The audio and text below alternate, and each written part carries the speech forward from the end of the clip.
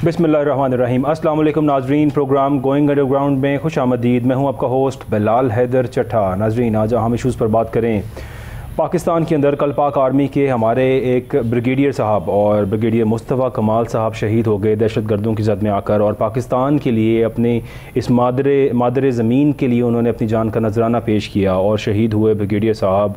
और दहशत गर्द जो थे जिन्होंने अटैक किया था, उन सब के ख़िलाफ़ भी कार्रवाई की गई और उन सबको जहन्नम वासिल किया गया। लेकिन पाकिस्तान के बड़े सीनियर ऑफिसर ब्रिगेडियर मुस्तफ़ा कमाल साहब, उन्होंने अपनी जान का नजराना इस मुल्क के लिए पेश किया और ये कहा कि पाकिस्तान की धरती तब तक इंशाअल्लाह यहाँ पर कायम रहेगी और हमेशा कायम रहेगी जब तक पाक फ़ौज के हमारे जवान इस धरती की हिफाजत करते रहेंगे। ईमान का जज्बा वो है हमारी पूरी पाक फ़ौज का कि शहादत को एक रुतबा समझते हैं और शहादत को हासिल करना उनके लिए एक एज़ाज़ की बात है, और यही ब्रिगेडियर मुस्तफ़ा कमाल साहब ने उसका सबूत दिया।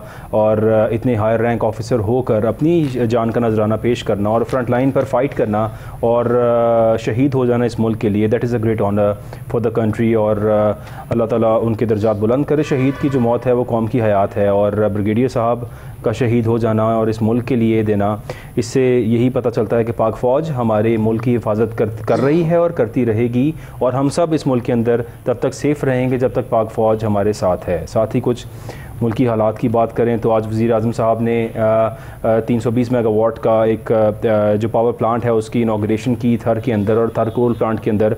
इस इनाग्रेशन के अंदर उन्होंने बताया कि पाकिस्तान की तरक्की के लिए बहुत कुछ किया जा रहा है। वज़ीर आज़म साहब बड़ी कोशिशें कर रहे हैं पाकिस्तान को इन तमाम चीज़ों से बाहर निकालने की, और साथ ही उन्होंने फिर आड़े हाथों इमरान खान साहब को भी लिया और ये कहा कि जिस तरह से दहशत गर्दों को अपने साथ लगाया जा रहा है, और एक दहशत गर्दी का नाम बार बार पाकिस्तान तहरीक इंसाफ के साथ लिंक किया जा रहा है, और ये भी कहा कि किसी कोई आइन से बालातर नहीं है, किसी को इजाज़त नहीं देंगे इस मुल्क के अंदर कि वो दहशत गर्दों को ढाल बनाए और अपनी प्रोटेक्शन करे। और साथ ही बहुत कुछ कहा उन्होंने। आज फिर कौमी असम्बली के अंदर इजलास था और इस इजलास को बॉयकॉट किया पाकिस्तान तहरीक इंसाफ ने, और ये कहा कि किसी भी तरह कोई भी हमारे सेनेटर्स और कोई लोग इसको ज्वाइन नहीं करेंगे।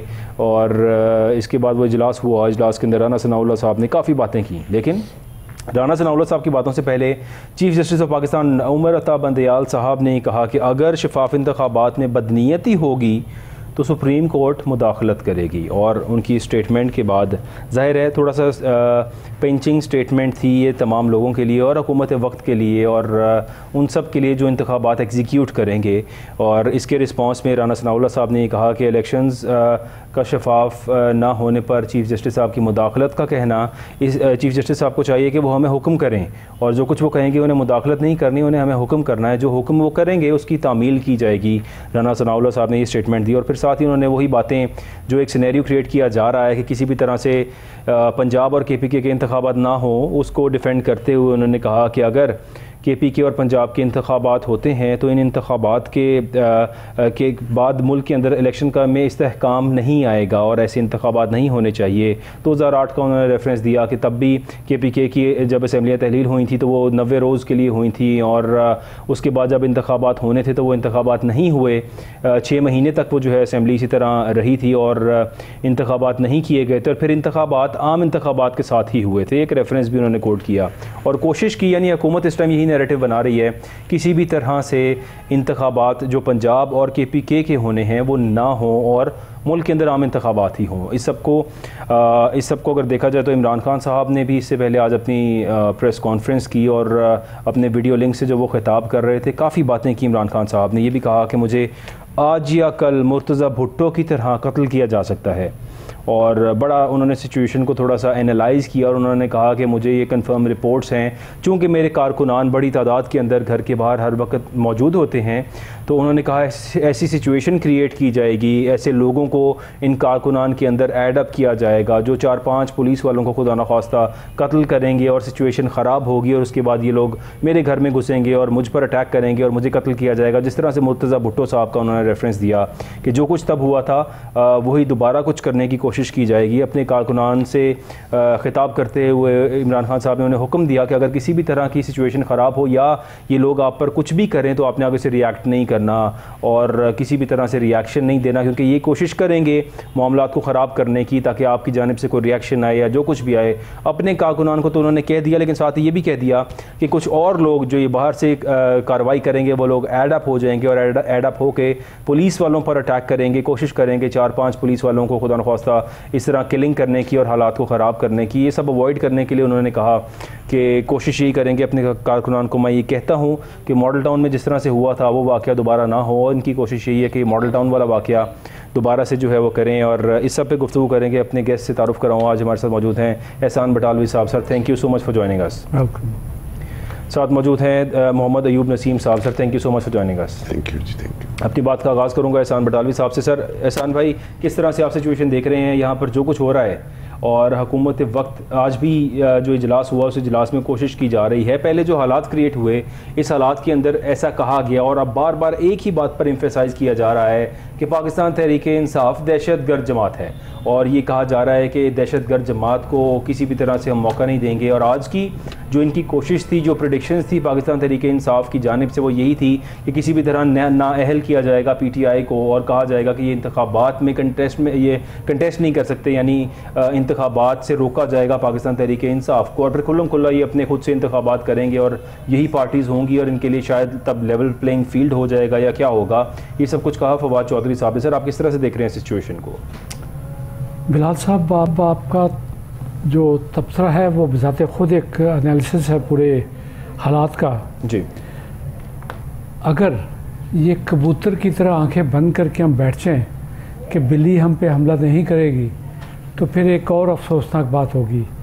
ये वाज़े तौर पे नज़र आ रहा है कि उन्हें ये पता है कि सिर्फ एक बंदा पूरे मुल्क के, पूरे बदमाशी के, पूरे लूट खसूट के, पूरे डकैतियों के आगे खड़ा हो चुका है, और अगर उस बंदे को वहाँ से हटा दिया जाए तो फिर मैदान खुला है। उसके लिए उन्होंने कोई कसर नहीं छोड़नी उसको मारने के लिए। अब मैं यहाँ 2-3 मिसालें दूंगा, आप जब देख लें। लियाकत अली ख़ान को शहीद किया गया, कौन सा एहतजाज हुआ जी, कितने दिन एहतजाज हुआ। भुट्टो साहब को एक बेहया आदमी ने फांसी लगा दिया, कौन सा एहतजाज हुआ, कितने दिनों तक एहतजाज हुआ, कितने लोग मरे, कितने लोगों ने अपने आप को आग लगाई, कितने लोग सड़कों पे आए। आगे आ जाएं। बेनज़ीर भुट्टो की शहादत पे 2 या 3 दिन अफसोस का इजहार किया गया जी। उसके बाद वो मसला भी सो गया, और उसका खामद 5 साल इस मुल्क का सदर रहा। बाहर से टीमें मंगवाई गई जिन्हें मिसगाइड किया गया, जिन्हें डॉक्यूमेंट्स नहीं दिए गए, जिन्हें बेनज़ीर का फ़ोन भी नहीं दिया गया, और वो मामला सो गए। अब मुझे ये बताएं कि अगर इन्हें भी, इमरान खान को भी शहीद कर दिया जाता है तो कितने लोग आगे आ जाएंगे, कितने दिन आगे आ जाएंगे, कितना अफसोस का इजहार कर लेंगे। ये कौम बेहिस हो चुकी। इन्हें वक्ती तौर पे आप जगा सकते हैं, लम्हों के लिए आप इन्हें मुस्तकिल तौर पे जगाने से कासिर है। अगर ये जाग जाए तो यकीन जाने इस मुल्क की, इस कौम की तकदीर बिल्कुल मुख्तलिफ होगी। अगर इन्हें ये जवाब देना आ जाए कि एक बीबी कहती है कि मेरे तो पाकिस्तान में भी कोई एसेट नहीं है, मेरे लंदन में ये एसेट ढूंढते हैं, और लंदन ही पूरी दुनिया में उसके एसेट निकल आते हैं, लेकिन कोई एक बंदे की ज़ुबान नहीं हिलती कि वो कहे कि तुम झूठी हो, तुमने झूठ बोला था। किसी ने कोई नहीं कहा। ठीक है। एक 3 दफ़ा प्राइम मिनिस्टर रहने वाले के बच्चे, बेटे कहते हैं हम तो पाकिस्तानी है ही नहीं, हमें क्या, आप क्या पूछते हैं। तो फिर मैं इस कौम के लिए कौन से लफ्ज़ इस्तेमाल करूँ बिलाल साहब, आप बता दें, या मेरे भाई मोहम्मद अयूब नसीम साहब बता दें कि ये कौन सी कौम है, इनमें कौन सा जज्बा है, इनमें कौन सा खून है, इनमें कौन सा ईमान है, इनमें कौन सा जज्बा है। तो मैं तो ये समझता हूँ कि अगर खुदा ना खास्ता उस दीवार को जो एक बदमाशी, गुंडागर्दी, लूट खसूट, डकैतियों के आगे खड़ी है जी, अगर उसको ठोकरें मार के गिरा दिया जाए तो कौन आगे आएगा? अयूब नसीम साहब, sir I come to you now. जिस तरह से एहसान बटालवी साहब ने कहा और बताया कि ज़ाहिर है जो सिचुएशन यहाँ पर है, अवाम भी नहीं जागेगी। अगर खुदा ना ख्वास्ता ऐसा इंसिडेंट दोबारा हो जाए इमरान खान साहब को कत्ल करने वाला, तो उसके बाद भी अवाम इसी तरह 2-3-4 दिन शायद एहतजाज होगा, लेकिन चीज़ों को कंट्रोल कर लिया जाएगा। आप क्या समझते हैं सर कि क्या अगर खुदा ना ख्वास्ता ऐसा होता है तो क्या ये चीज़ें इसी तरह से होंगी जिस तरह बता रहे हैं एहसान साहब? चट्टा साहब बहुत शुक्रिया। गुजारिश ये है कि बटालवी साहब ने अपना जहन हमारे साथ शेयर किया है जी। मैं इनकी इस बात से इत्तेफाक नहीं करता कि इन्होंने कहा है कि जी माजी में जो 3-4 बड़ी शहादतें या कत्ल हुए हैं, ठीक है, उसमें पाकिस्तानी अवाम की तरफ से रिएक्शन नहीं आया। इसमें कोई दो राय नहीं है कि माजी में कोई रिएक्शन नहीं आया। अगर आप इसको तहकीक में जाके देखो ना, इन्वेस्टिगेशन करो कि क्यों नहीं आया। ठीक है, पीपल्स पार्टी माजी में और आज भी गुरबा की पार्टी कहलाती है बेसिकली। रोटी कपड़ा और मकान, रोटी कपड़ा और मकान, जो आज तक किसी को मिला नहीं, जो आज तक किसी को मिला नहीं। ये भी बात ठीक है आपकी। गुजारिश ये है, इस वक्त जितने पूरी दुनिया में सर्वे हुए हैं पाकिस्तान के वोटर के लिहाज से, उनको अगर आप देखते हैं, तज्जिया करते हैं, एनालिसिस करते हैं, तो इस वक्त पीटीआई के हक में जो वोटर तादाद है, वोटर तादाद नोट कीजिएगा, वोटर तादाद जी, वो मोर देन 3 करोड़ है। ठीक है, मुराद ये है कि जिस पार्टी के पास 3 से 4 करोड़ वोटर होंगे, उसका क्या हाल होगा अगर उसके साथ ये इंसिडेंट हो। और इस वक्त 22-23 करोड़ की आबादी है। देखिए, यहां से इस्लामाबाद जाना, जिस दिन इमरान खान साहब जाते हैं इस्लामाबाद हाई कोर्ट में या किसी कोर्ट में, ठीक है, या लाहौर में हाई कोर्ट में जाते हैं, वो माँ के बेटे हैं ना, जिनको माओ ने अपने हाथों में पाला और दुनिया की हर किस्म के ऐशो आराम के लिए उन्होंने अपनी औकात से भी ज्यादा उनको पाला। 6-6 घंटे, 8-8 घंटे, 10-10 घंटे इमरान खान के साथ बैठ के पहरा देते हैं और इतना लंबा सफर करते हैं। मुराद ये कहने की बात सिर्फ मेरी ये है कि वो माजी नहीं रहा, वो पुराने दिन नहीं रहे। पूरी दुनिया में चेंज आती है, सर्कमस्टांसेस जैसे एडवांस टेक्नोलॉजी आई है, इसी तरह लोगों का जहन जो है अब वो पुराना जहन नहीं रहा। यूथ मुकम्मल तौर पे चार्ज हो चुकी भी है। और कभी आपने देखा था कि वकला कितनी बड़ी तादाद, हाँ, जिस चीफ जस्टिस के लिए निकले थे वो अपना मकसद हासिल करने में कामयाब हो गए थे। इमरान खान साहब के लिए जिस दिन वो कॉल देते हैं, सैकड़ों नहीं हजारों की तादाद में, अगर 4000 वोटर उनके वकला लाहौर में हैं तो कम से कम 3000 की तादाद उनके वकला की ज़रूर होती है। मुराद ये है, खान साहब का अंदाज़ा बिल्कुल जेन्युइन है। मैं भी इस चीज़ को सेकंड करता हूँ कि खान साहब जो बात कर रहे हैं उसमें कोई दो राय नहीं। सियासी तौर पर PDM की मौत अगर है, सियासी मौत उनकी वाकया एक ही सूरत पे हो सकती है कि इमरान खान साहब लाइव रहे और अपनी पॉलिटिक्स करते रहे, कंटिन्यू रहे। और अगर यही सिनेरियो रहा तो PTM को तो भाई इस वक्त बिल्कुल पंजाबी कहते हैं ना, बिस्तरा गोल हो चुके हैं, बोरिए बिस्तरा गोल हो गया हुआ है। मुराद ये है, खान साहब को अलर्ट रहना चाहिए। ठीक है, और उनके पास जो रिपोर्टें हैं, देखिए हमारी डिफरेंट एजेंसीज पाकिस्तान में काम कर रही हैं। माजी में साहब का प्राइम मिनिस्टर है, उनके पास वो सोर्सेज ज़रूर हैं जो उनको रिपोर्ट दे रहे हैं। इस वक्त रिपोर्टों के अलावा जितने बड़े पाकिस्तान में तजिया निगार हैं, जब आप उनके एनालिसिस सुनते हैं तो ये भी यही चीज़ वो एनालिसिस कर रहे हैं कि खान साहब की ज़िंदगी इस वक्त ख़तरे में है, चूँकि PDM का फ्यूचर जो है सियासी तौर पर वो बिल्कुल पाकिस्तान में ख़त्म हो गया। जिसकी मिसाल मैं आपको अभी वाजे देता हूँ। अभी 4 दिन पहले मरियम बीबी ने अपने मॉडल टाउन में MPA की टिकट्स के लिए मीटिंग की, तो मैं आपको नाम कोट कर देता हूँ। 4-5 MPA खड़े होकर बीबी के सामने हाथ जोड़ के खड़े होकर, बीबी हमें टिकट नहीं चाहिए।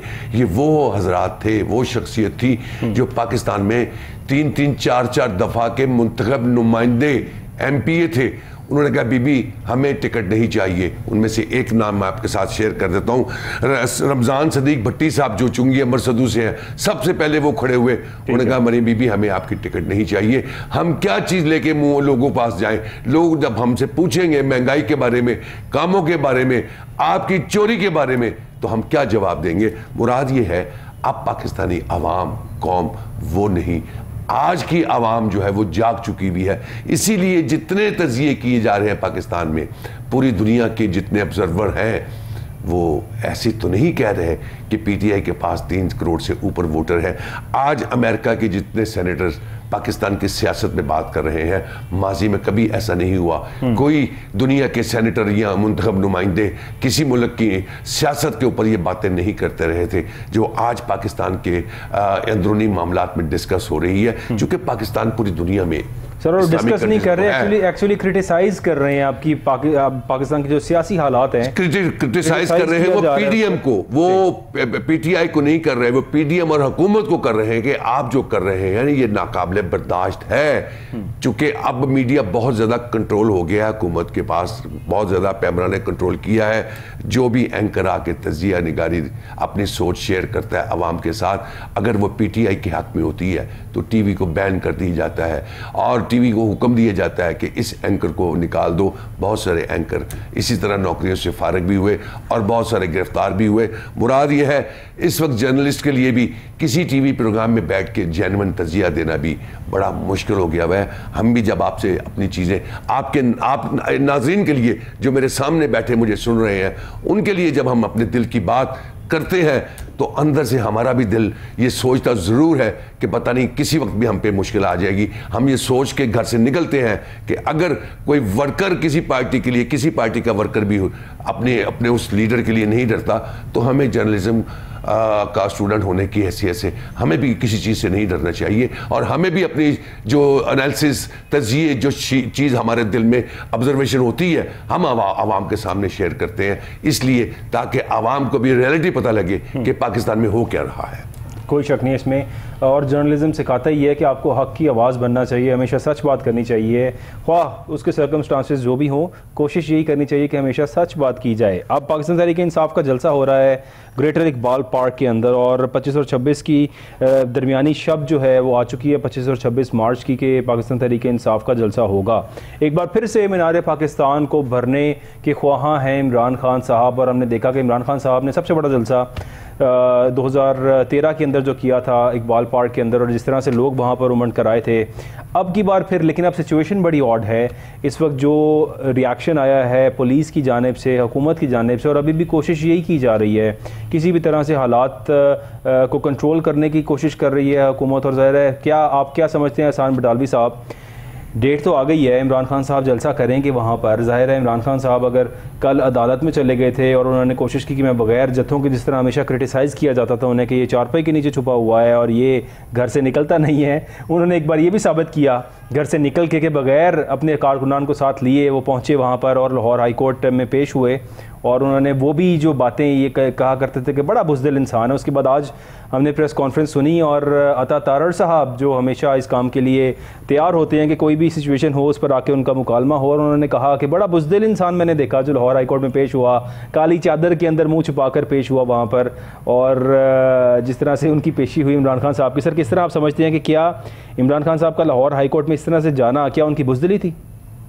आप अता तारड़ साहब से सिर्फ इतना पूछते हैं कि रफ़ीक तारड़ साहब ने जो बैग लिए थे वो किस खाते में लिए थे और ये उनके क्या लगते हैं, फिर आपको समझ आ जाएगी कि ये कौन सा खून है, कौन सी नस्ल है और किस तरह इन्होंने इंसाफ इसके ख़ानदान ने बेचा था। बाकी रहेगी पीडीएम की बात। ख्वाजा मोहम्मद शरीफ आदमी है वैसे, वो कहते हैं जी मेरा घर, मैं 3 लाख रुपए किराए के घर में रहता हूँ और मैं बड़ा शरीफ आदमी हूँ, तनख्वाह शायद 3 लाख नहीं है लेकिन फिर भी 3 लाख के किराए के घर में। जो बैग उनके दादे ने लिए थे वो बैग निकाल लेना, उसमें से खर्च करना शुरू कर दें, आपको खुद ही समझ आ जाएगी कौन से घर में रहते हैं और क्या करते हैं, और 3 लाख की इनकम का प्रूफ ही दे दें वो। बाकी पीडीएम की बात ख्वाजा साहब ने बहुत खूबसूरत तजिया किया, लेकिन मैं उसको 3 लफ्ज़ों में तजिया करता हूँ। अगर उससे जांच छुड़ानी है तो वो तो सीधा सीधा कहते हैं पीडीएम पैसे दो मैनू, अब पैसे नहीं मिल रहे तो बेचारे वो क्या करें। सर इन्हें पैसे 1 साल तो हो गया है सर वजारत ख़जाना संभाले हुए, इस मुल्क को संभाले हुए, तो वो आप लूट मार का माल है ना, बात तो ये सर ही लूट मार ही करनी है ना, तो करते रहें। आपको पता है, आज मैं एक छोटी सी मिसाल देता हूँ ख्वाजा साहब, मैं आपकी तवज्जो ज़रूर चाहूँगा इस पर। आटे का जो ड्रामा किया गया पूरी कौम के साथ जी, उसके बाद आटा 600 रुपया बैग 10 किलो वाला महंगा हुआ है जी, बिल्कुल उसकी रियलिटी ये है कि बेसिकली जो सरकारी ट्रकों के अंदर गरीबों को बांटा जाता था आटा, उसकी कीमत 658 रुपए थी, उसको बढ़ाकर 1152 कर दिया गया, और बंदे मरे हैं उसके चक्कर में। और सर वो फ्री आटे की बैग्स के चक्कर में मरे हैं, ये तो लेना मुश्किल हो गया गरीब आदमी के लिए। किस तरह से 1152, यानी इतनी। एक ड्रामा और सुन ले लूटमार का जी। जिस बंदे ने अपने मोबाइल से ये मैसेज करना है कि मैं एलिजिबल हूं कि नहीं जी, उसके 3 रुपए कटते हैं। ठीक है, अगर 1 करोड़ बंदे ने मैसेज किया है जी, तो 3 करोड़ का डाका पड़ा है इस कौम की जेब पे। ठीक है, आप मुझे ये बताएं, ये कौन सा फ्री आटा है, ये कौन सी फ्री सर्विस है? और जो बंदे मर गए हैं उसके कत्ल का इल्ज़ाम किस पे आएगा? मैं ये ख्वाजा साहब से इसकी तशरीह ज़रूर चाहूँगा, क्योंकि माशाल्लाह ये बहुत ख्वाजा साहब भगदड़ मच रही है आटा लेने के लिए। 750 बैग लेके आते हैं, लेने वालों की तादाद हज़ारों में होती है। फिर जो नफसा नफसी का माहौल पहले ही बन चुका है, अवाम इस कदर परेशान है कि यहाँ पे हर शख्स चाहता है आटा फ्री लेना। इस टाइम तो मिडिल क्लास लोग जो बेचारे सफ़ेद पोश लोग हैं, जिनकी ठीक ठाक इनकम थी, आज मेरा ख्याल है वो भी चाह रहे होंगे कि हमें किसी तरह मुफ्त आटा मिल जाए। के कट रहे हैं। ये बता दें कि अगर 1 करोड़ बंदे किया तो 3 करोड़ कौन खा गया है? वो कौन से डाकू हैं, वो कौन से चोर हैं, वो कौन से लुटेरे हैं? सर वो तो टेली कम्युनिकेशन कंपनीज पैसे चार्ज कर रही होंगी, तो उनसे कौन ले रहा है? आप ये भी पता करवाएं, इन्हें कहीं तहकीकात करें। ख्वाजा साहब, मुफ्त आटा मिलेगा 1 करोड़ ख़ानदान को और 10 करोड़ लोग इससे मुस्तफ़ीद होंगे। सर जिस तरह से आटा बांट रहे हैं, 750 बैग लेने के लिए 7,500 बंदा मौजूद है, का मतलब है 30 करोड़ रुपया क्या डाका पड़ेगा कौम की जेब पे। और कल एक खातून जो है वो इंटरव्यू दे रही थी, वो कह रही थी कि मेरे बच्चे भूखे रह गए, मुझे आटा मिला ही नहीं है, मैं यहाँ खड़ी रह गई हूँ। और मुफ्त आटा लेने के लिए जिस तरह से लोग लाइनों में लगे हुए हैं, sir is this the way you do it?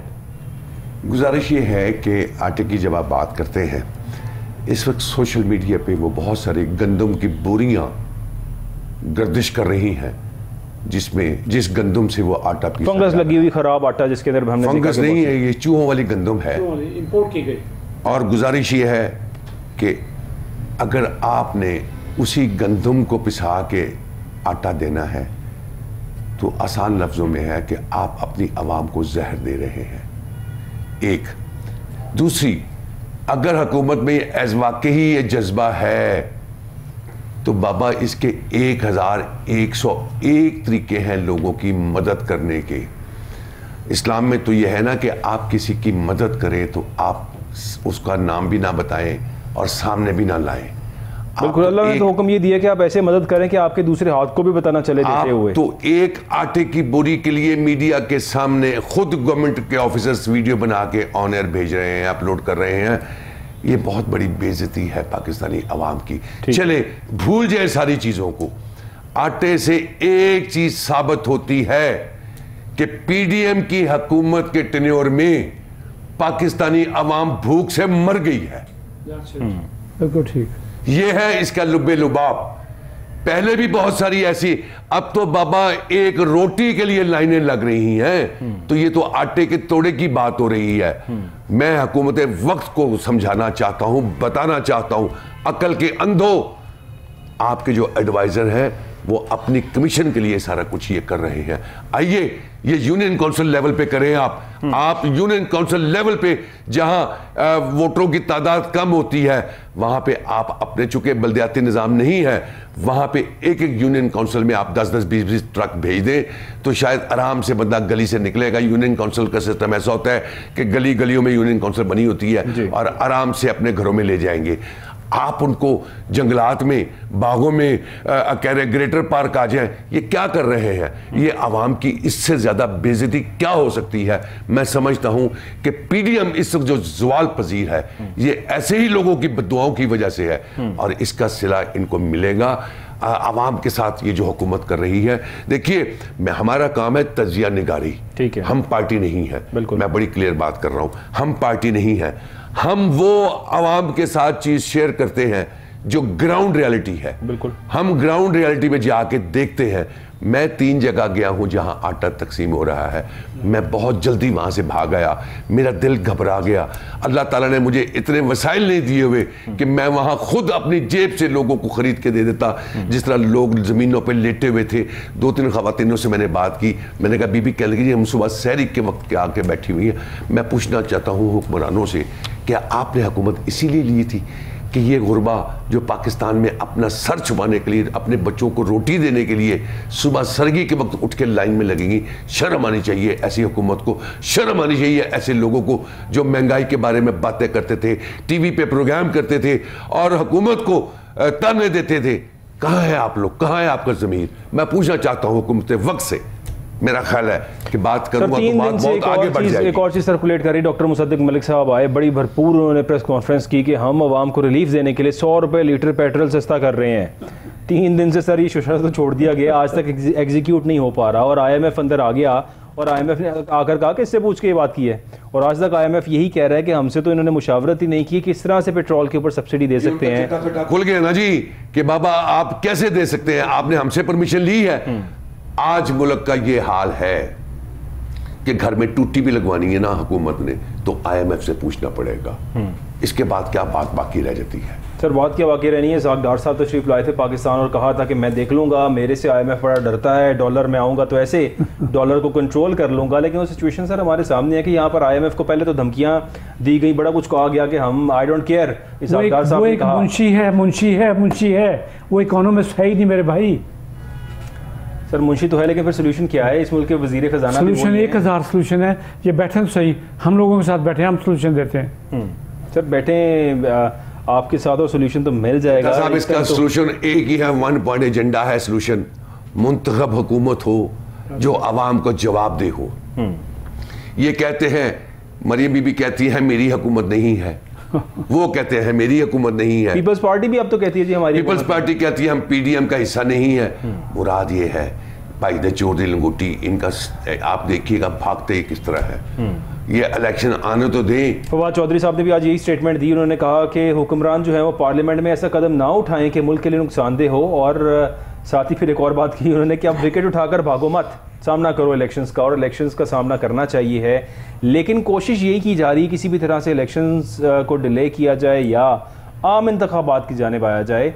एहसान बटालवी साहब, मेरा मतलब आप दोनों गेस्ट से सवाल है कि देखिए पंजाब के इंतखाबात में भी अगर इनको हार महसूस हो रही है तो क्या आम इंतखाबात में भी वही हार इनको फेस नहीं करनी पड़ेगी? क्या आम इंतखाबात में बाकी सूबों के अंदर, सिंध की बात करें, बलूचिस्तान की बात करें, गिलगित बल्तिस्तान की बात करें, जहाँ पर इलेक्शंस नहीं हो रहे, क्या वहाँ पर इनको लगता है कि इन्हें बहुत बड़ी लीड से लोग जिताएंगे जो ये ऐसी सिचुएशन क्रिएट करना चाह रहे हैं?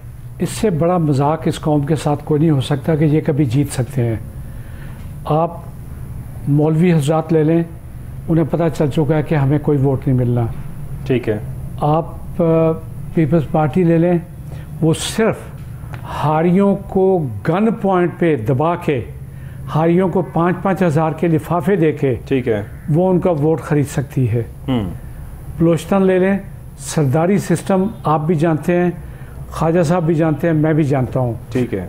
ज़ाती जेलें बनी हुई हैं। ठीक है। और वो खौफ के मारे बेचारे उनके अगेंस्ट वोट नहीं दे सकते। इसके बावजूद मैं ये कहूँगा कि ये किसी सूरत ये उल्टे लटक जाएं, ये बंदरों की तरह दरख्तों पे नाचते कूदते फिरें, ये वोट नहीं ले सकते। जैसा ख्वाजा साहब ने एनालिसिस किया कि जो आवाम का इन लोगों ने हाल कर दिया है, वो वक्त आ गया है कि अवाम इनको गिरेबानों से पकड़ें, टांगों से उल्टा लटकाएं और सड़कों पे घसीटें। और इंशाअल्लाह मेरे अल्लाह ने चाहा तो कौम के साथ ज़्यादती करने वालों के साथ इस तरह के वक्त आया करते हैं, और अब आ चुका है। सर वक्त तो आ चुका है, लेकिन साथ ही आपने भी ये भी बात की कि लियाकत अली खान साहब, भुट्टो साहब, और जो आपने जिक्र किया उन तमाम लोगों का कि जब उनकी भी इसी तरह एग्जीक्यूशंस हुई थी यहाँ पर, और जो कुछ भी यहाँ पर हुआ था, कत्ल भी हुए बेनज़ीर भुट्टो साहिबा भी, चंद दिन के बाद लोग भूल गए। और अब भी आप यही कह रहे हैं कि सिचुएशन ऐसी है कि अगर खुदा न ख्वास्ता ऐसी कोई सिचुएशन हो कि इमरान खान साहब को ही आउट कर दिया जाए तो फिर उसके बाद ऐसा ही होगा, आवाम फिर से भूल जाएंगे और दोबारा अपने कामों में लग जाएंगे। ना उस वक्त महंगाई का ये आलम था, ठीक है, ना आवाम की जिल्लत का ये आलम था, ना लोगों के गिरेबानों पे इनका हाथ था, ना गवा थे, ना डकैतियाँ थी, ना चोरियाँ थी। लोग इस चीज़ को आसानी से फरामोश कर गए थे। अब उन्हें पता चल चुका है कौन चोर है, कौन डाकू है, कौन लुटेरा है, कौन कौम का खादम है और कौन कौम का बदतरीन दुश्मन है। इससे ये रिएक्शन चलेगा इंशाल्लाह। अयूब नसीम साहब, आज भी शहबाज शरीफ साहब आए और उन्होंने कहा कि जी हम बड़ी मेहनत कर रहे हैं मुल्क के लिए और मुल्क को सुधारने के लिए। आज पावर प्लांट का इफ्तिताह किया उन्होंने और काफ़ी बातें भी की। साथ ही एक जो बात बार बार कही जा रही है कि दहशतगर्द जो है वो पाकिस्तान तहरीक-ए-इंसाफ के साथ हैं। Sir, what is your take on that? मैंने इससे पहले आपको बात की, तज्जिए की कि जो पाकिस्तान में पूरी दुनिया के सर्वेयर जो हैं उन्होंने पीटीआई के बारे में सर्वे किया है जी। आसान लफ्ज़ों में कह दूँ तो इसका मतलब पाकिस्तान में 4-5 करोड़ दहशतगर्द मौजूद है। तो जिस मुल्क में 4-5 करोड़ दहशतगर्द होंगे 22 करोड़ की आवाम में, आबादी में, मुराद यह है किसको बेवकूफ़ बना रहे हैं। आप बिलीव कीजिएगा चट्टा साहब, इनके पास अल्फाज नहीं है। जब ये तकरीर करते हैं ना तो उससे पहले लिखवाते हैं। एक दो लिखारी इनके मेरे ताल्लुक वाले जान पहचान वाले हैं, ठीक है, कहने के जब हम इनको लिख के भेजते हैं तो ये उनको लिखा हुआ समझ नहीं आता।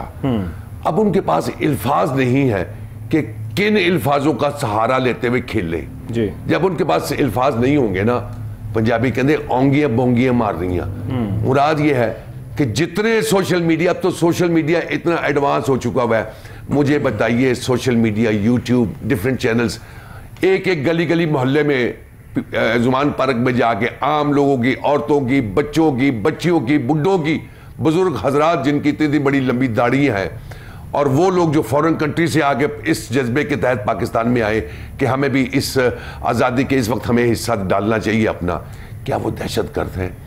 अगर वो दहशतगर्द हैं तो मैं फिर हुक्मरानों को सोशल मीडिया की पावर से तो डिनाई नहीं किया जा सकता। आपका वो दौर नहीं है और इतना एक्टिव हो चुका है सोशल मीडिया कि हमने देखा कि जब मरीम नवाज़ साहिबा जब सैलाब ज़दगान लोगों से मिलने के लिए काफ़ी हफ्तों के बाद जब वो तशरीफ़ ले गई, वहाँ जाके उन्होंने खूब फ़ोटो सेशन कराया। तो जिस औरत के साथ उन्होंने फ़ोटो सेशन करवाया था उसे गले लगा कर उसके साथ तस्वीरें खिंचवाई थी। उसी औरत का बाद में इंटरव्यू आया तो उसने कहा जी मुझे बुला के यहाँ पर गले लगाया है, मुझसे बातें की और मुझे दिया कुछ भी नहीं है। और इसके बाद बड़ा प्रोपेगेंडा हुआ। फिर नून लीग का वहाँ का जो लोकल नुमाइंदा था उसको वहाँ जाना पड़ा, उस औरत को ढूंढ के उसको राशन दिया और देकर दोबारा उससे इंटरव्यू दिलवाया और उसने कहा जी हाँ जी अब मुझे राशन मिल गया है और मैं बड़ी खुश हूँ। और उसने नारे मारे। सोशल मीडिया बहुत सी चीज़ों को जो है ना वो साबित कर रहा है लोगों के सामने और बड़ी चीज़ों को एक्सपोज कर रहा है एक्चुअली। तो सर इस दौर में साम बटालवी साहब लगता यही है कि सिचुएशन थोड़ी सी डिफरेंट हो गई है। लेकिन पाकिस्तान तहरीक-ए-इंसाफ को देखें, अब जो जलसा होने जा रहा है इकबाल पार्क के अंदर और 25 और 26 की दरमियानी शब जो है वो ये जलसा होगा, टाइम दे दिया गया है, डीसी साहब की तरफ से जो है वो इजाज़त दे दी गई है और तमाम चीज़ों को भी देख लिया गया और ये भी कहा गया है पाकिस्तान तहरीक-ए-इंसाफ को कि अगर कोई ऐसा अनासिर हुए अवाम की जानिब से कोई तोड़ फोड़ हुई या कुछ भी हुई तो उसके रिस्पॉन्सिबल आप होंगे। तो आज जो इमरान खान साहब ने बात की है सर, वो भी बढ़िया उनका एक पॉइंट है कि ये लोग पाकिस्तान तहरीक-ए-इंसाफ के कारकुनों के बेस के अंदर आएंगे ऐसी एक्टिविटीज़ करने के लिए। सर इस चीज़ को कैसे कंट्रोल किया जाएगा? आप सवाल मुझसे या खैर साहब से? सर आपसे। देखें, जहाँ तक इस कंट्रोल का ताल्लुक है, इतने बड़ी सोसाइटी, इतना मॉब जी, इतने लोगों में 2-4 बंदों को कंट्रोल करना मेरे नज़दीक नामुमकिन है, इम्पॉसिबल है। तो सर फिर तो जलसा करना नहीं चाहिए इन हालात के अंदर, फिर क्यों पाकिस्तान तहरीक-ए-इंसाफ ये पावर शो करना चाह रही है? दूसरा ये कि अभी तक दुनिया में कोई ऐसा पैमाना ईजाद नहीं हुआ जी कि एक बंदा अगर अपने आप को मारने पे यानी खुद का हमले पे उतर आया है जी, there is no solution to it, तो आप उसे रोक नहीं सकते। अब इसके लिए तरीका सिर्फ जो एक नज़र आता है वो ये कि जलसा होना चाहिए, ठीक है, इमरान खान साहब को वीडियो लिंक के जरिए खिताब करना चाहिए, ठीक है, वहाँ बड़ी स्क्रीन लगा दें ताकि इन लोगों की ये ख्वाहिशात पूरी ना हो सकें कि इमरान खान साहब की जान लेके ये मुल्क को पूरे को यरमार बना ले।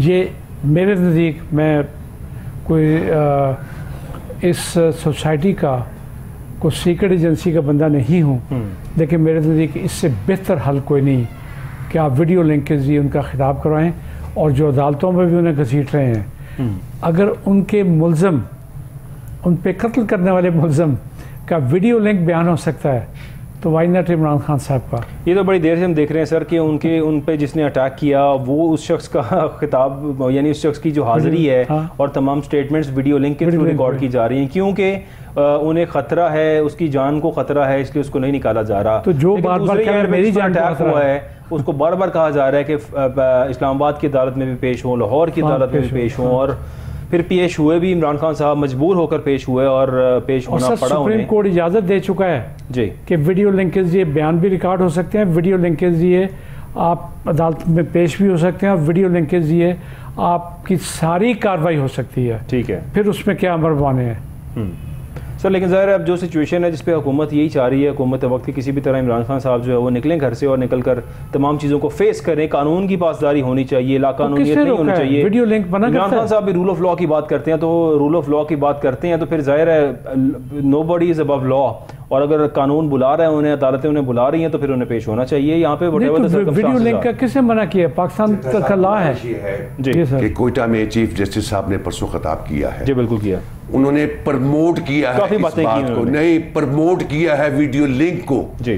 और उन्होंने कहा है कि वीडियो लिंक पे आइए, हमें इस चीज का एहसास है कि जब केसेस लगते हैं हाई कोर्ट में, सुप्रीम कोर्ट में, लोग कोयटा से इस्लामाबाद आते हैं, लाहौर से इस्लामाबाद आते हैं या इस्लामाबाद से कोयटा जाते हैं, तो आप मैक्सिमम केसेस आप जूम पे आ जाएं। ठीक है, वीडियो लिंक्स पे आ जाएं। ठीक है, मुराद ये है अब एडवांस टेक्नोलॉजी है। जी बिल्कुल, बट टेक्नोलॉजी आप सामने बैठे हुए हैं, आप क्रॉस क्वेश्चनिंग हो रही है, जैसे सब आपसे पूछ रहे हैं, आप कोर्ट में खड़े हैं या वीडियो लिंक पे है, बात तो वही होनी ना जो मेरिट पे होनी है, जो कानून में है। ठीक कह रहे हैं। तो मुराद ये है कि अब अगर डेलिबरेटली इमरान खान साहब को कोई कोर्ट नहीं लेना चाहती, उसका इलाज या हल ना आपके पास है या ना मेरे पास है, अल्टीमेटली कानून के ही रास्ते हैं। और कानूनन ही मेरा खान साहब जो बहस कर रहे हैं, उनके वकला जो बहस कर रहे हैं कि जी आप वीडियो लिंक्स पे आप हमें ले लें, अल्टीमेटली मेरा ख्याल है कि हायर कोर्ट इसमें इंटरवीन करेंगी और फर्दर इनको मेरा ख्याल है इजाज़त मिल जाएगी और मिलनी चाहिए। ये हुकूमत अगर वाकई अवाम के साथ सिंसियर है तो उनको कहना चाहिए ठीक है, आप मंशूर बना ले इसको मारने का, आप मंशूर बना ले इसको नाहल करने का, आप मंशूर बना ले इसको बैन करने का, कम से कम ये तो फैसिलिटेट करे। आप सोचे कि जब लाहौर से इस्लामाबाद किसी कोर्ट में जाते हैं, इस हुकूमत का कितना खर्चा है, हुकूमत की क्या क्या जिम्मेदारी हैं जो उनको पूरी करनी पड़ती हैं, प्लस अवाम को देखें कि हज़ारों की तादाद में लाहौर से या पूरे पाकिस्तान से लोग इस्लामाबाद जाते हैं अपने कायद के लिए। हुकूमत का काम है अवाम को फैसिलिटेट करना। सर लेकिन जब इमरान खान साहब हुकूमत में थे और जब ये थे तो राना सनाउल्लाह साहब की गिरफ्तारी देखें, मरीम नवाज की देखें, नवाज शरीफ साहब को देखें, शहबाज शरीफ साहब को देखें, सबको गिरफ्तार होना पड़ा। उस वक्त मैंने जाती तौर पे बहुत कंडेम्ड किया। तो फिर अब बारी उनकी है तो वो जो कर रहे हैं मेरा ख्याल है वो अपना गुस्सा ही उतार रहे हैं उस वक्त का। तो मुराद ये है फिर अगले टेन्योर में कोई और आएगा तो किसी और को ये कर लेगा। ये पाकिस्तान में ऐसा नहीं होना चाहिए सर। ये अगर पाकिस्तान देखिए ऐसा होना नहीं चाहिए। I have to take a short break here. मैं दोबारा अपनी बात का आगाज आपसे करूंगा। नाज़रीन stay with us, we will be right back.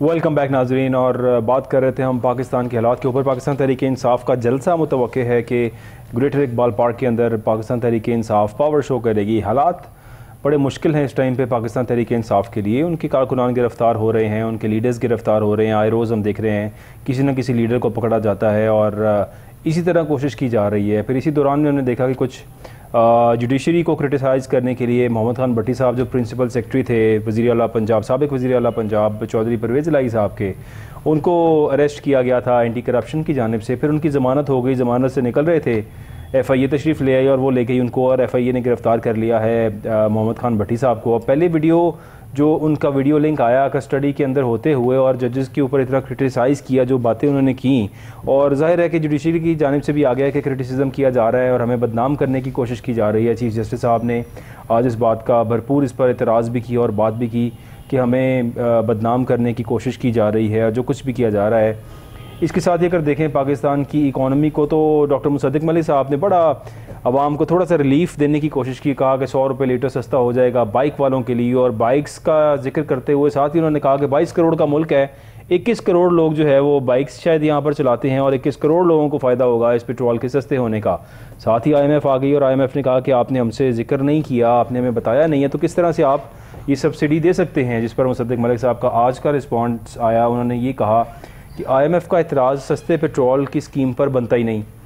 और आज फिर हुकूमत वक्त ने यह भी किया कि IMF ने एक शर्त रखी थी कि आपने शरह सूद के अंदर 4% इजाफा करना है। 4% इजाफा हुकूमत ने ना किया, 2% किया। उस टाइम भी रिक्वेस्ट की कि हम 2% अभी करेंगे, 2% फिर कुछ अरसे के बाद करेंगे। लेकिन आज IMF के दोबारा कहने पर और इंसिस्ट करने पर इजाफा मजीद कर दिया गया शरह सूद के अंदर, और जो 4% वाली डिमांड थी उसको भी पूरा कर लिया गया। और कहा जा रहा है कि शायद अब IMF के साथ हमारा ये कॉन्ट्रैक्ट जो है वो बहाल हो जाएगा, कंप्लीट हो जाएगा, IMF के साथ हमारा प्रोग्राम बहाल हो जाएगा। एहसान बटालवी साहब, आप थोड़ा सा इकॉनमी को समझते हैं, सिचुएशन को समझते हैं सर। IMF की अब ये शर्त भी मान ली है, 4% भी कर लिया है, साथ ये भी कह रहे हैं कि जी जो हम पेट्रोल में सब्सिडी देना चाह रहे हैं IMF इस पर इतराज़ नहीं बनता IMF का। आप क्या समझते हैं, क्या वाकई IMF का इतराज़ नहीं बनता? बात ये है सर कि जब एक भिखारी किसी से कोई मांगता है तो मांगने वाले की मर्जी है, दे या ना दे। इसी तरह बैंक से कर्जा लेने जाते हैं जी, बैंक आप पे पाबंदियां लगाता है कि आप इस लिमिट के अंदर रहेंगे, आप ये इंटरेस्ट चार्ज करेंगे और ये शराइत होंगी।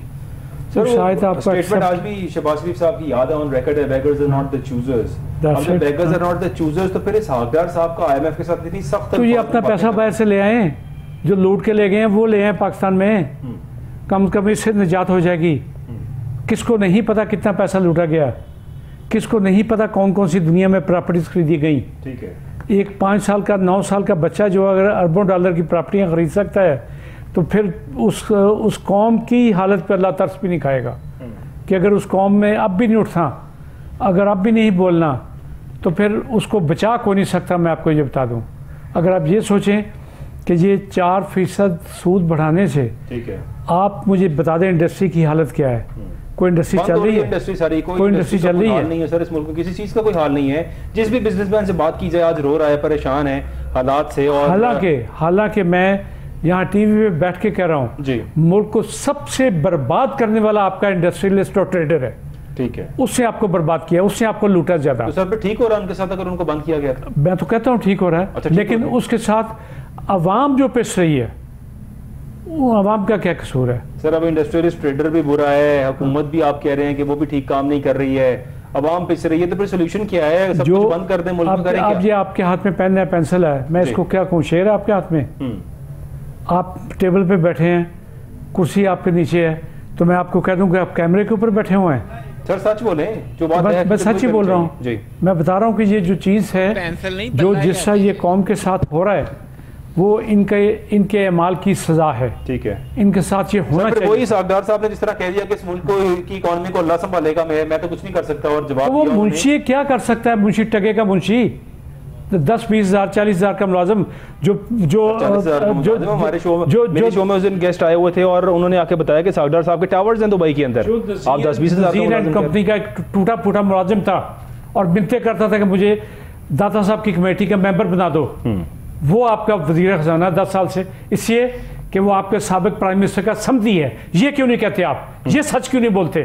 चल सबको पता है, इसमें किसको नहीं पता कि वो रिश्तेदार हैं? तो आप बोले, एहतियाज करें उस पर कि क्या ये खानदान, ये सिर्फ खानदान गुलामा है हम?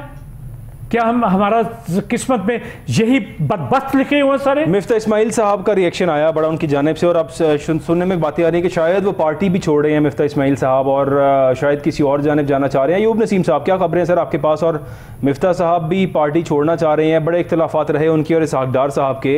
उन्होंने तो 8वां रिव्यू फ़ौरन कर लिया, थोड़ी सी महंगाई की और मुल्क की इकॉनमी को संभाल लिया। डार साहब 25 अक्टूबर से आज तक ये 9th रिव्यू नहीं कर पा रहे, क्या डिलिबरेटली नहीं कर पा रहे, या क्या इनकी क्या नीयत लगती है सर आपको? चेता साहब, गुजारिश ये है कि अभी आपने बटाली साहब से पूछा था पेट्रोल के मामले में जी, पहले मैं उसका अगर आप इजाज़त दें जवाब जी प्लीज़।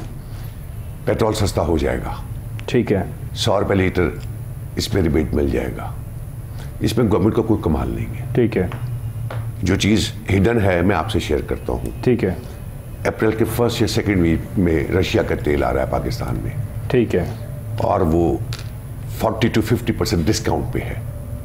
50% डिस्काउंट पे? जी हाँ, ठीक है। आज अगर $70 बैरल है तो गवर्नमेंट ऑफ पाकिस्तान को वो मिलेगा $35 या $40 का। सर तो ये तो खान साहब जब उतर रहे थे तब भी वही शायद कॉन्ट्रैक्ट करना चाह रहे थे। उसी कॉन्ट्रैक्ट को कंटिन्यू किया गया है सर, 1 साल इंतजार के बाद। बात यह है, वो पहले बात यह है कि इनमें सकत नहीं थी कि रशिया से जाके बात कर सके। जब खान साहब ने उनके साथ एग्रीमेंट कर लिया तो इन्होंने कुछ लोगों को, कुछ ताकतों को बीच में डाल के उसी चीज़ कॉन्ट्रैक्ट को कंटिन्यू करवाया। सर नहीं, तो फिर एक पॉजिटिव बात है कि अल्लाह करे कि रशिया से तेल आ जाए और किसी तरह 100 रुपये का रिलीफ मिल जाए, लेकिन 100 रुपये का रिलीफ सिर्फ बाइक वाले को दिया जा रहा है, सब्सिडी सिर्फ गरीब लोगों को, एक खास तबके को दी जा रही है, पेट्रोल में रिलीफ तो नहीं मिल रहा। मैं अपनी बात नाज़रीन को थोड़ा सा डिटेल से देना चाहता हूँ जी। इसमें रिलीफ गवर्नमेंट का नहीं है। ये जब 50% 40% रिड्यूस प्राइस पे आप तेल लाएंगे पाकिस्तान में, ये IMF बिल्कुल एतराज़ नहीं करेगी। आज का मेरा ये पॉइंट आप ज़हन में रखिए और इस बात को नोट कर लें। IMF इस पॉइंट पर रिलीफ दे देगी, आप इस ग्राउंड पे रिलीफ दे सकते हैं, लेवी वही रहेगी चूंकि आपकी बाइंग कैपेसिटी हाफ प्राइस पे आ जाएगी।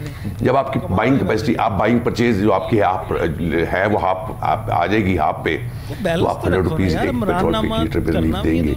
हाँ, अब ये कर क्या रहे हैं, वो जो उन्होंने सॉफ्टवेयर बनाया है, बहुत सारे लोगों के पास मोटरसाइकिल अपने नाम पे नहीं है। ठीक है, ये आप एक SMS करेंगे तो जैसे आटे का ही आ रहा है ना कि आप क्वालिफाई करते हैं या नहीं करते, इसी तरह पेट्रोल का भी आएगा, आप क्वालिफाई करते हैं या नहीं करते। जिसके पास NTL बना हुआ है वो तो वैसे ही क्वालिफाई नहीं करता। ठीक है, और जो गुरबा है उनके पास ज्यादा के पास मोटरसाइकिल ही नहीं है। तो मुराद ये है कि अगर एस्टिमेट लगाया गया हो ना कि जी हमने लाख लीटर डेली देना है। सर मुसद्दिक मलिक साहब कह रहे हैं 21 करोड़ लोगों को फायदा होगा और उनको सस्ता तेल मिलेगा। इसका मतलब है 2 महीने का बच्चा भी मोटरसाइकिल पे बैठेगा ना। और 22 करोड़ की तो आबादी है बाबा, 21 करोड़ तो मेरा ख्याल 10 मुल्कों की इकट्ठी कर लेना आप पॉपुलेशन, तो तब भी मोटरसाइकिल नहीं बनेगी। ठीक है, मुराद ये है 10-20 लाख लोगों को ये रिलीफ मिलेगा, 10-20 लाख लोगों को रिलीफ मिलेगा। ये रिलीफ गवर्नमेंट अपने पल्ले से नहीं देगी। हाँ, ये हमारा हक है, ये अवाम का हक है कि अगर गवर्नमेंट कोई चीज सस्ती परचेज करती है तो हमारा हक है कि हमें सस्ती मिलनी चाहिए। ये हम पे कोई एहसान नहीं होगा। सर एहसान तो नहीं होगा, अल्लाह करे ये हो जाए, आवाम को किसी तरह रिलीफ तो मिले, गरीबों को ही चाहे मिले लेकिन रिलीफ तो मिले यहाँ पर। लेकिन ये जो जिस तरह से तरीक़ेकार बनाया जा रहा है, अगर तो रशिया की तरफ से ऑयल आएगा और पूरा ऑयल जो है तमाम आवाम को रिलीफ देना चाहिए, ना कि सिर्फ स्पेसिफिकली आप कह दें 22 वालों को रिलीफ मिलेगा बाकियों को नहीं मिलेगा। अगर तो पेट्रोल ही सस्ता मिल रहा है पाकिस्तान को तो ये मिलना चाहिए, लेकिन बहरहाल बाइक वालों को पेट्रोल देना, गरीब आदमी को भी सब्सिडी देना इज़ अ पॉजिटिव वे। अल्लाह करे हुकूमत ही कर ले और 100 रुपये का रिलीफ जो देना चाह रही है वो मिले। मेरे प्रोग्राम का वक्त ख़त्म हो गया। एहसान बटालवी साहब आपका बहुत शुक्रिया, अयूब नसीम साहब आपका बहुत शुक्रिया शो करने का। नाजरीन, अल्लाह से दुआ है अल्लाह ताला इस मुल्क के हुक्मरानों को हिदायत दे और इस मुल्क के लिए, अवाम के लिए, लोगों के लिए ये काम करें और ऐसे काम करें कि लोगों को आटे की लाइन में लग के मरना ना पड़े, लोगों को आटे की लाइन में घंटों इंतज़ार करके भी खाली हाथ घर जाना ना पड़े। ऐसा सिस्टम बना दिया जाए कि तमाम लोगों को वो रिलीफ मिले जो हुकूमत देना चाह रही है। आप सबका प्रोग्राम देखने का बहुत शुक्रिया। अपना ख्याल रखिएगा। अल्लाह हाफ़िज़।